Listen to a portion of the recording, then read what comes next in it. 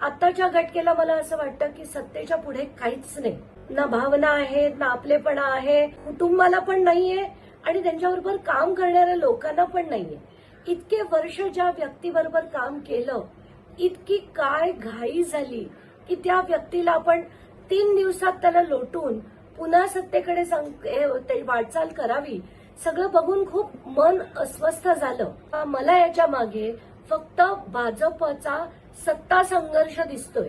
त्यांना कुठच्याही परिस्थितीत राष्ट्रवादी पण संपवायची आहे आणि शिंदे गट पण संपवायचा आहे. वित्तमंत्री पद त्यांनी स्वतःकडे करून घेतलंय.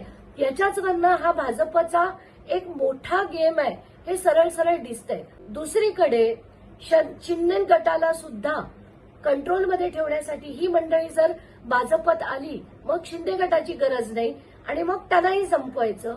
इतकं गलिच्छ राजकारण होताना आत्ताच्या घटकेला मला